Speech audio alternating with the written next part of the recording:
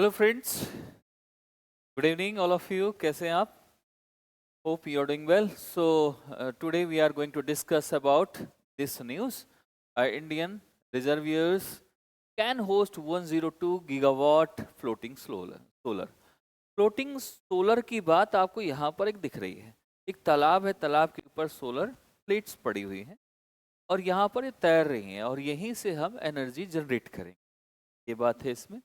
इसके पीछे बहुत साइंस है, बहुत चीज़ें रखी गई हैं इसके पीछे। जैसे कि हम लोग क्या करते हैं, एग्रीकल्चर लैंड या कोई भी ऐसा लैंड लेते हैं, फिर वहाँ पर हम ये सोलर पैनल लगाते हैं, राइट।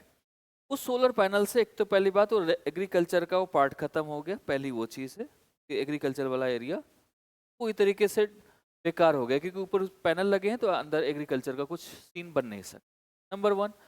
नंबर टू ये है कि वो महंगी भी पड़ती है जगह, और जिस हिसाब से लोग रोज डेली कुछ ना कुछ हो रहा है और बढ़ रहे हैं, प्रोजेक्ट्स आ रहे हैं, लैंड वैसे भी कम होती जा रही है और महंगी भी बनती जा रही है और चीज़ें कम होती जा रही है लोगों के लिए।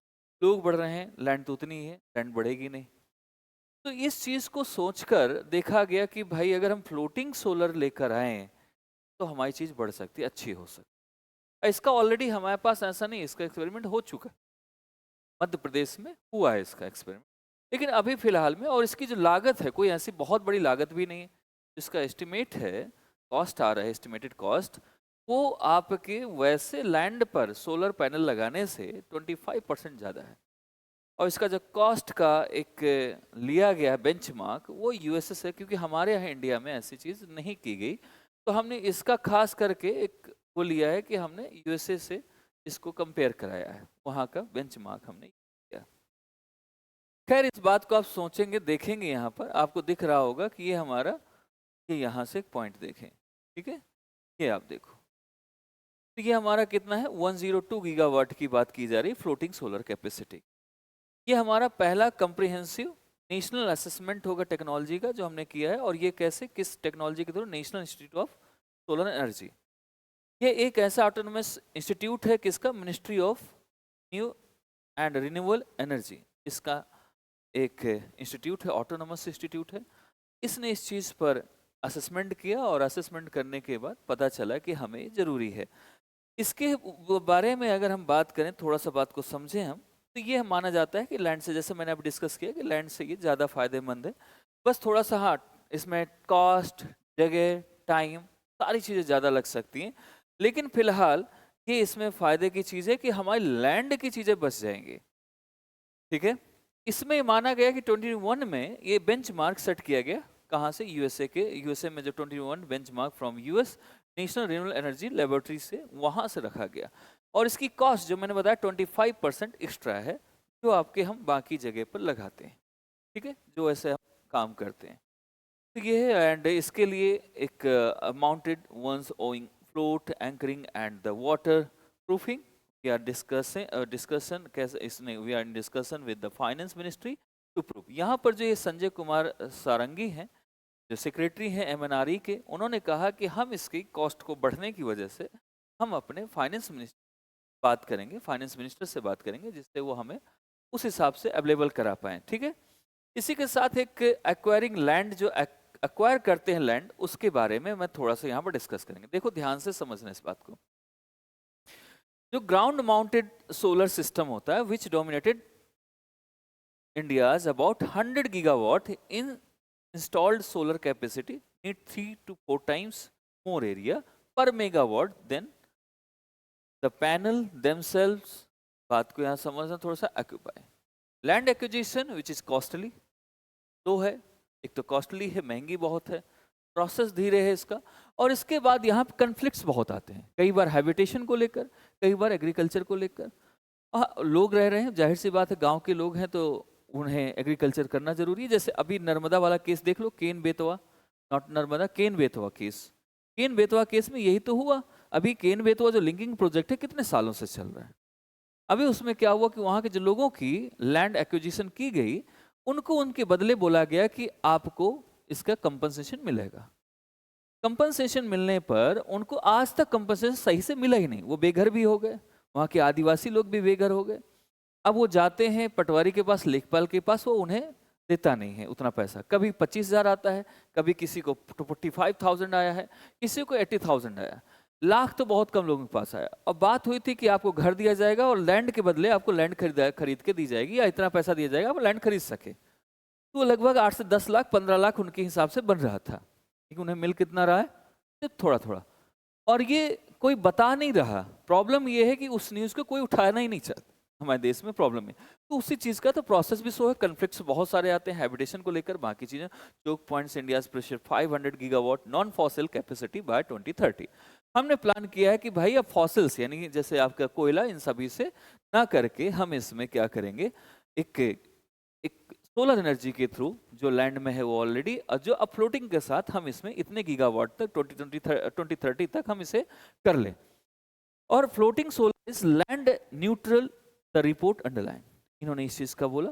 जो हमारा ये नेशनल इंस्टीट्यूट है उसके बारे में अगर बात करें तो यहाँ पर उसने कहा arrived at the estimate by passing India's land water bodies via 6। अब देखो इसमें फिल्टर जियोस्पाशियल फिल्टर्स हैं, लेक्स, रिजर्वियर्स लार्जर देन 10 हेक्टेयर्स। ठीक है, इसमें कैसे कैसे यूज किया जाएगा आप देखना। Lakes and reservoirs larger than 10 hectares, water present for at least 11 months per year, depth of 3 to 30 meter, solar irradiance above 4.5 kilowatt kilowatt per meter square per day। ठीक है, अब ये हमारा इसका ध्यान समझना, इतना हमारे पानी उसमें होना चाहिए, इतने मंथ तक वहां पर एटलीस्ट कितनी डेप्थ होनी चाहिए, उसको यहाँ पर फोकस किया गया। इसकी ये भी रखा गया कि इसकी जो रोड से दूरी रखी जाएगी 10 किलोमीटर के अंदर रखी जाए।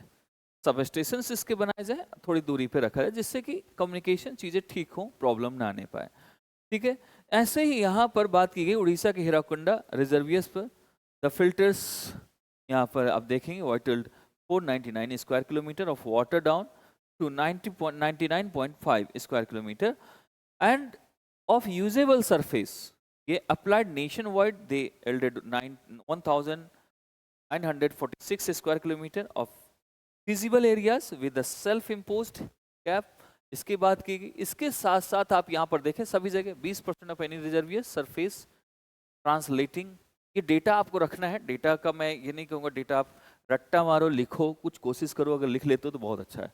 ठीक है, 102.18 गीगावाट, महाराष्ट्र में इतना, मध्य प्रदेश में इतना गीगावाट, कर्नाटका में इतने गीगावाट, उड़ीसा में इतना गीगावाट और तेलंगाना में इतना giga. Account for the bulk सभी से अलग अलग होगा। और हमारे इंडिया का 102 जो हम है वो कहीं ना कहीं हम अचीव कर लेंगे, है ना, गीगावाट की। तो उसी की तो बात यहाँ पर की जा रही थी और हमने ये माना कि ऐसे से किया जाएगा। इसका फ्लैगशिप सोलर पार्क इसका देखेंगे थोड़ा सा। यह ओमकारेश्वर फ्लोटिंग सोलर पार्क है, रिवर नर्मदा पे बनाया गया मध्य प्रदेश में, जो खांडवा डिस्ट्रिक्ट, मध्य प्रदेश के खांडवा डिस्ट्रिक्ट पे। ये नर्मदा रिवर के पर एक पार्क है जिसको ये दिखाया गया, वहां से शुरुआत की गई इसकी। इसमें हम ये मानते हैं at 278 megawatt the country's largest with plans to scale to 600 megawatt. तो इन चीज़ों को लेकर यहाँ से बात की गई और हमने इसे 2030 तक हम इसे कंप्लीट करने की कोशिश की। अगर इस पूरे उसमें देखा जाए सिनारियो में, क्या हमारे एशिया में वैसे 90% चीज़ों को लेकर देखा गया कि 90% तक 2024 में हमारे यहाँ फ्लोटिंग चीज़ें पहुँच चुकी हैं, हो चुका है पूरे एशिया में देखा जाए। इंडिया में थोड़ा लेट आया है लेकिन वो है। चाइना इसमें सबसे नंबर 1 पे ट्रेंड कर रहा है। चाइना नंबर 1 पे है, जो ऑलरेडी इसमें कह सकते हैं यहाँ पर एक फिश फार्म है, इनका प्लांट लगा हुआ है पोयांग लेक पर, वहाँ पर 120 मेगावाट का प्लांट ऑलरेडी लगा रखा है। इसके बाद सिंगापुर की बात करें, सिंगापुर में 1 मेगावाट टेंगिस रिजर्वियर है यहाँ पर, उसमें test bed supplied much of the field performance data इसमें बहुत अच्छा मिला। नीदरलैंड की अगर बात करें, account of about the 3/4 of the Europe's capacity wield the largely on the quarry lake. ये आपके यूरोप का एक ऐसा नीदरलैंड जगह है जहां पर या वहां पर भी सोलर प्लांट की बात की गई है। तो खास करके अगर हम बात करें तो चाइना टॉप पे है, सिंगापुर एक अच्छी लीड कर रहा है, और इंडिया में भी बात करें वैसे 90% सिर्फ और सिर्फ एशिया में सोलर प्लांट का है। और हम जो बेंच मार्क ले रहे हैं वो आपका यूएसए से ले रहे हैं। तो बेसिकली ये है, तो इसको आप ध्यान से पढ़ेंगे और डेटा जरूर इसका याद रखना, इस डेटा को बिल्कुल नहीं भूलना। ये डेटा बहुत इंपॉर्टेंट, टोटल हम कहाँ कहाँ से कर रहे हैं, जगह को लेकर कई बार पूछते हैं। जिस हिसाब से यूपीएससी अपना चेंज कर रही है, तो मे भी डेटा पे अब काम करना बहुत जरूरी है आपको, प्रीलिम्स के लिए, खास करके मेंस के लिए भी। अगर मेंस में आप आंसर लिखते हैं तो उसमें अगर फैक्ट्स देते हैं, एविडेंसेस देते हैं, तो आपके मार्क्स बढ़ जाते हैं। ओके